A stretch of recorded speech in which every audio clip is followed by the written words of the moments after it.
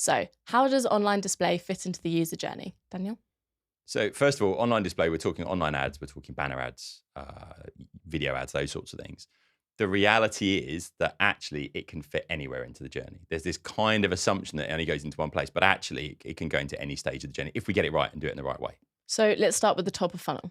So top of funnel is when I'm not aware of something already. Okay, so I'm just browsing. I'm kind of on websites that are of interest to me. I'm reading content, whatever it might be.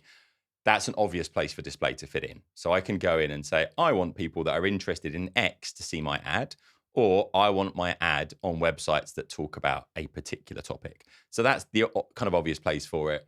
The problem is we're all bombarded with ads on those kind of top of funnel websites, and you're kind of shouting. So the better targeting you can use there, get it in front of the right type of person, the better from that point of view. So how about lower down the funnel? This is when it starts getting more interesting, because then I can start to use things like retargeting. I know that you've carried out certain behavior, maybe on my website, and then I'm going to try and show you ads. And so, well, you've shown an interest in this. I think you're going to be interested in this.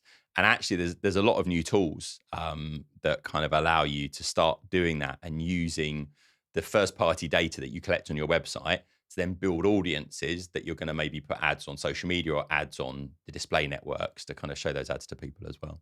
So what about the advocacy stage that we see in most user journeys? Yeah, so you've got this loyalty stage, and that's the stage where display is not really being used a lot at the moment for my, existing customers or previous customers. But there's a really big argument that, say I subscribe to something and I've not been back, you should show me an ad saying you haven't been back in ages.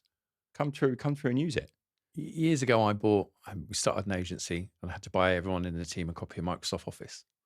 And I started getting retargeted with adverts from Microsoft. And rather than doing what everybody else does, i.e. badly, and going, buy Microsoft Office, well, I've already bought all that. So I'm not going to do that again.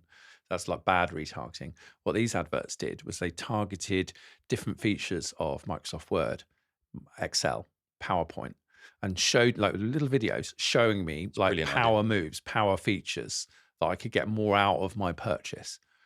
That's brilliant. That's brilliant, because Microsoft knows they can get me more embedded in the product, then I'm going to value my purchase more, and I'm going to become more of an advocate of what that product does. Yeah. Very, very clever. And I've seen it before as well, where we were looking at a particular retail brand and they were selling a lot of kind of Christmas party dresses. And what they were concerned about was, from a kind of fast fashion point of view and waste, that these dresses were kind of getting worn once again. They weren't really being used for a long period of time. So they were basically showing ads. You bought this, you could kind of reimagine it using these accessories for a different kind of situation. So they were showing you the product you bought being used in a different way. So again, really good way of using that kind of targeting. So as you can kind of see, you can use display at any stage of the user journey, but we've just got to make sure we're using the technology effectively to do that.